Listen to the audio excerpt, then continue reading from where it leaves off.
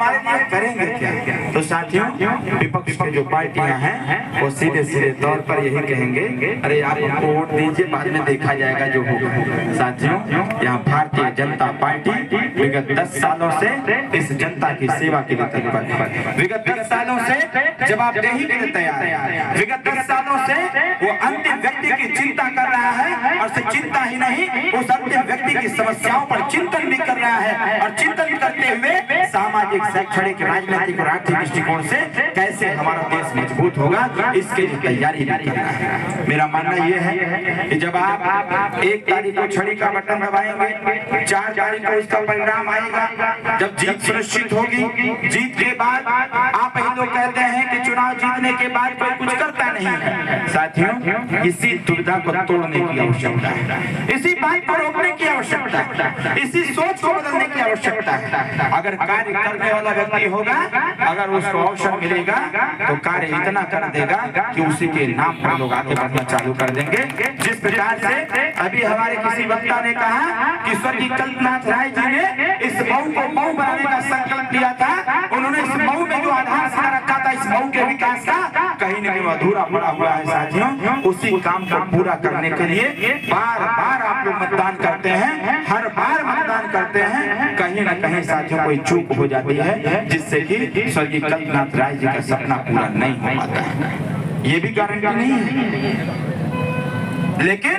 मोदी जी की गारंटी जरूर है कि जब आप हमारे प्रत्याशी को जिताएंगे, जब आप एनडीए परिवार का समर्थन करेंगे, जब आप 1 तारीख को छड़ी का बटन दबाएंगे, तो इसकी जरूर गारंटी है कि जो मऊ के लोग यहाँ से अपने परिवार का इलाज कराने के लखनऊ जाते हैं, यहाँ से अपने परिवार के इलाज के लिए गोरखपुर और बनारस जाते हैं, आने वाले समय में उनको गोरखपुर, मऊ और गोरखपुर, बनारस और लखनऊ नहीं जाना होगा। मेरी मंशा ये है कि जब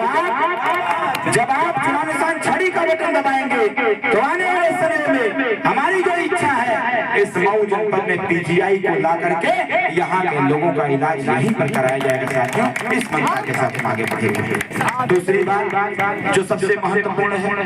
आज तमाम तरह की स्थितियां उत्पन्न होती दिख रही हैं। जो गांव गरीब के बच्चे हैं, वो भी जब किसी कॉन्वेंट स्कूल की तरफ देखते हैं, तो वो भी आशा भरी निगाहों से देखते हैं कि आखिर ऐसे स्कूल में हम कब पढ़ेंगे। साथियों, हमारा मानना ये है कि विगत 2 सालों से भारतीय जनता पार्टी की सरकार ने गांव गरीब मजदूर के बच्चों को अच्छी पढ़ाई देने के लिए अटल आवासीय विद्यालय का निर्माण किया है। और जो अटल आवासीय विद्यालय है, ये अटल आवासीय विद्यालय इसलिए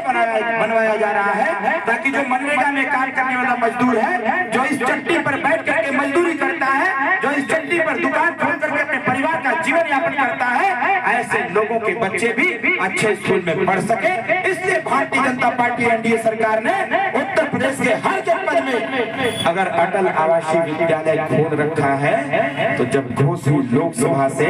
इस मऊ जनपद में 1 तारीख को आप छड़ी का बटन दबाएंगे साथियों, तो गरीब मजदूर रिक्शा खींचने वाले व्यक्ति का बेटा यहाँ अटल आवासीय विद्यालय में पढ़ने का काम करेगा, जिससे कि उसे शिक्षा साथियों। तीसरी बात, पहले लोग चिंता करते थे कि गांव में हमारे लाइट नहीं आ रही है, सरकार बार बार वादा करती थी कि हम 24 घंटा लाइट देंगे, लेकिन 24 घंटा लाइट के संकल्प को न तो समाजवादी पार्टी पूरा कर पाई, न कांग्रेस कर पाई, न ही बसपा कर पाई। आप देखेंगे विगत 10 साल का कार्यकाल, जब आप देखेंगे कि 24 घंटे की जो गारंटी मोदी जी देने का कार्य कर रहे हैं, वो 24 घंटे की गारंटी जो देने का उन्होंने काम किया है, उसके लिए प्लान भी कर रखा है। अभी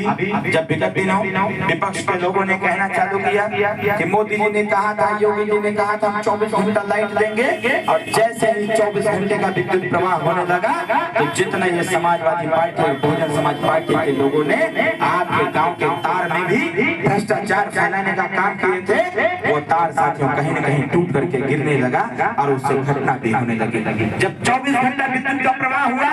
तो तार गल करके किसी के खेत में गिरा तो खेत जल गया, किसी के घर पर गिरा तो उसका घर जल गया, किसी की झोपड़ी पर गिरा उसकी झोपड़ी जल गया। इस बात को देखते हुए मोदी जी ने कहा कि सबसे पहला काम करने की आवश्यकता है कि जितने गांव के जर्जर तार हैं, जितने भी जर्जर तार बिछाए गए हैं, ये सारे तार बदल करके नए तार लगाए जाएंगे, और 6 महीना के अंदर अंदर उत्तर प्रदेश में 24 घंटा बिजली दे करके 300 यूनिट बिजली निःशुल्क देने का काम कराया जाएगा ताकि गरीब अपना जीवन यापन कर सके। साथियों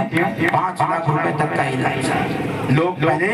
दवाई बेच करके अपने परिवार का पालन पोषण किया करते थे। तमाम ऐसे दलाल और ठेकेदार लग जाते थे, लेकिन मोदी जी की सरकार में ऐसी व्यवस्था बन गई है कि अब गांव गरीब व्यक्तियों का इलाज मोदी जी ने डायरेक्ट देने का काम किया है। अब हर व्यक्ति जिसके परिवार में 6 सदस्य हैं वो आयुष्मान कार्ड अपना बनवाएंगे और 5 लाख रुपए तक का इलाज निःशुल्क कराएंगे। एक दुविधा इसमें है, गांव-गांव में जाने के बाद तमाम माताएं, बड़े बुजुर्ग, युवा साथी इस बात को कह रहे हैं कि जिस परिवार में अगर 6 सदस्य नहीं है तो वो लाभ कैसे पा पाएगा। साथियों इसी चीज को तो बदलना है और इसको बदलने के लिए इस चिट्ठी पर भाषण देने से ये व्यवस्था नहीं बदलने वाली। जब आप अपना एक वोट चुनाव निशान छड़ी पर देने का काम करेंगे, जब 1 तारीख को छड़ी का बटन दबाएंगे, 4 तारीख को परिणाम आएगा, 10 तारीख को सरकार बनेगा, जब पहली सदन लोकसभा की चलेगी, जब आपका बेटा सदन में खड़ा होकर इस बात का आवाज लगाएगा कि ये 6 वाला बंधन टूटना चाहिए। भारत सरकार की योजना है हम दो हमारे दो, छोटा परिवार सुखी परिवार, तो ये 6 का बंधन टूटेगा और जितना व्यक्ति परिवार में रहेगा हर व्यक्ति का आयुष्मान कार्ड बनेगा ताकि हर व्यक्ति अपना इलाज करा सके और मोदी जी की जो व्यवस्थाएं हैं उसका लाभ ले सके। साथियों अंतिम बात कहते हुए हम अपनी वाणी को यहीं पर विराम देंगे। हमारे सुशील भैया खड़े हो गए, हमारे शुभम भैया